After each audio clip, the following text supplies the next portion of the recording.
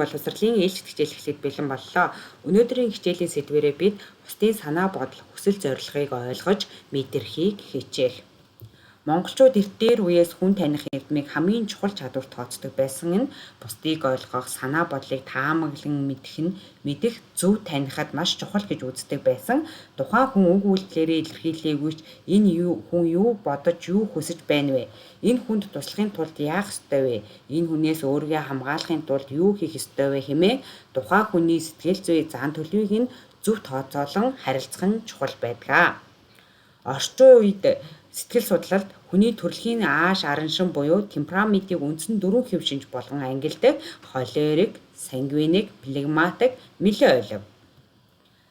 Сэргэлэн цовоо буюу сангвиник хэв шинжтэй хүний санаа бодол, хүсэл зорилгыг ойлгож таамаглан мэдэх, зөв харилцахдаа юуг анхаарах вэ?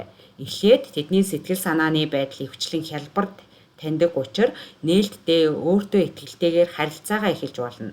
Ямар нэгэн шинэ сонин зүйлийг санаачлах ба нэвтрүүлэхэд тэд тус дөхөн болох хүмүүс гэдгийг анхаарах.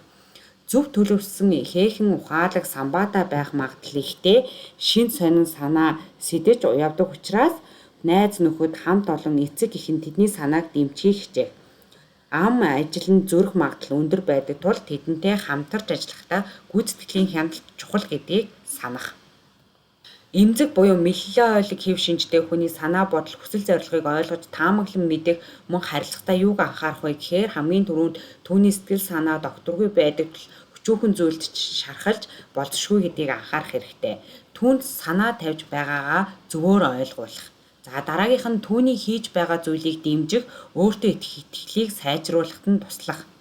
Аливааг нэг бүрчлэн гүйцэтгэх чадварыг нь үнэлдэг байхын буюу флегмат хэв шинжтэй хүний санаа бодол, хүсэл зорилгыг ойлгож таамаглан мэдэх, мөн харилцахдаа юуг анхаарах. Хүүхдийг багаас нь ажил хөдөлмөр сайн сурахгүй бол унинд хавчуулсан өвчүүг хараад унаанд ирдэг ч болоосоо доо хэмээн залхуурч хард хөвцээр байгаад харганаж хүү гэсэн Монгол ардын үлгэрт гарч байгаа хүн лугаа лазан хөшүүн хөвшилтэй болж магадгүй гэдгийг гэр бүлийнх нь сайтар анхаарах. Тэд бусдын жалчаа ярианд дургүй байдгийг бодолцох. Гуравт нь хийж байгаа зүйлээ орхиод өөр зүйлд анхаарлаа хандуулахын тулд зохих хугацаа хэрэгтэй байдгийг анхаарах зэрэг болно. Шарлахуй буюу холерик хэв шинжтэй хүний санаа бодол, хүсэл зорилгыг ойлгож таамаглан мэдэх, мөн харилцахдаа юуг анхаарах вэ гэхээр эрч хүчээ зөв ашиглах, нөхцөлийг бүрдүүлэхэд анхаарах, үр ашигтай ажил хөдөлмөр эрхлэхэд нь тусалцаа дэмжлэг үзүүлэх, жижиг асуудал тэдний тэнцвэрийг алдагдуулж магадгүй гэдгийг мэддэг байх. Зорьсон зүйлдээ эрч хүчтэй дайчин хандах чадвартай гэдгийг тооцох, зорилгоо зөв тодорхойлоход нь туслах. Огтом ууралсан үед нь түр орхих, урдаас нь марахгүй хичээн өөрийн байр сууриа таймнаар баттаа авч үлдэх хэрэгтэй зэрэг багтдаг байна. Хүмүүсийн бодол санааг мэдэрч ойлгохын ач тус нь хамгийн түрүүнд хүн бүхэн зан ааш, үзэл бодлын хувьд байгалийн өвдөлтөд ирдэг гэдгийг таних, тэднийг тодорхойлоход хялбар болох. Хэлэх гэсэн санаа, хийх үйлдэлийг нь урьдчилан таамаглах чадвар суралцсан. Хүний дотоод шинж чанар, зан төлөв, тухайн нөхцөлд байгаа байдлыг нь ажиглан таамаглаж, тэдэнд туслах аргыг олж сурна. Хүмүүсийн бодол санаад мэдрэмжгүй хандахыг хор урших нь. Хамгийн түрүүнд буруу оншилж хит яаруу түргэн зан гаргаж тэдэнтэй харилцаж эхлбэл зөрчилдөөн үүсэх магадaltaйг анхаарах.